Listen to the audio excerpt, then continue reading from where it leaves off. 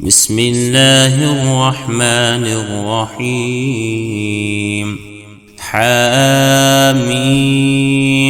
تنزيل الكتاب من الله العزيز الحكيم.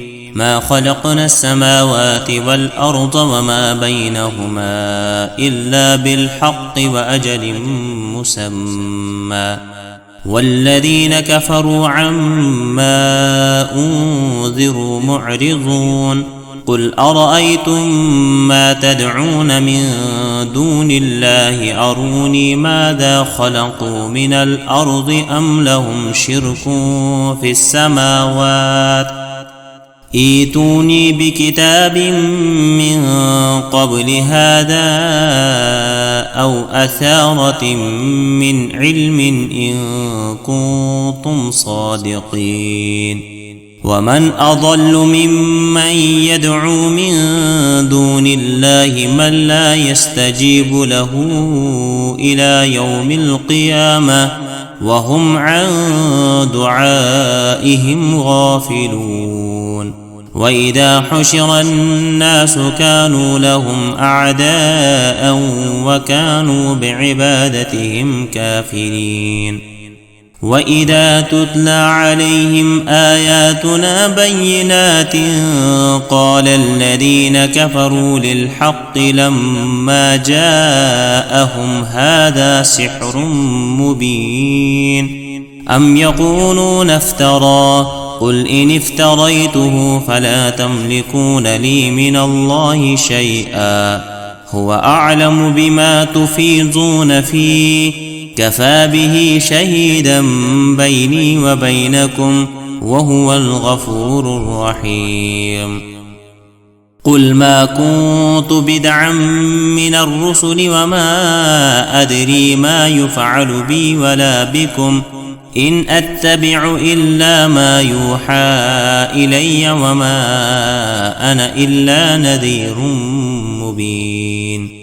قل أرأيتم إن كان من عند الله وكفرتم به وشهد شاهد من بني إسرائيل على مثله فآمن واستكبرتم إن الله لا يهدي القوم الظالمين.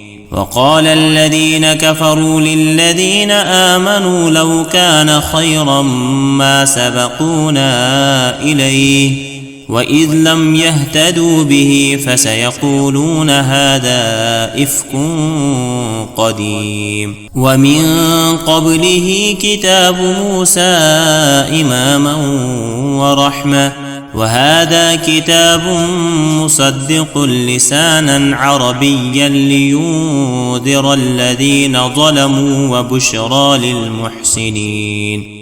إن الذين قالوا ربنا الله ثم استقاموا فلا خوف عليهم ولا هم يحزنون، أولئك أصحاب الجنة خالدين فيها جزاء بما كانوا يعملون.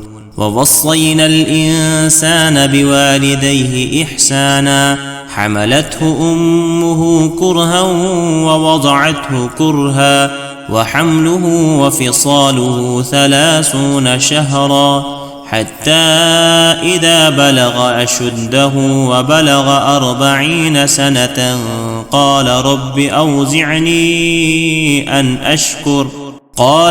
أوزعني أن أشكر نعمتك التي أنعمت علي وعلى والدي وأن أعمل صالحا ترضاه وأصلح لي في ذريتي إني تبت إليك وإني من المسلمين. أولئك الذين نتقبل عنهم أحسن ما عملوا ونتجاوز عن سيئاتهم في أصحاب الجنة وعد الصدق الذي كانوا يوعدون. والذي قال لوالديه أف لكما أتعدانني أن أخرج وقد خلت القرون من قبلي وهما يستغيثان الله ويلك آمن إن وعد الله حق فيقول ما هذا إلا أساطير الأولين. أولئك الذين حق عليهم القول في قد خلت من قبلهم من الجن والإنس إنهم كانوا خاسرين.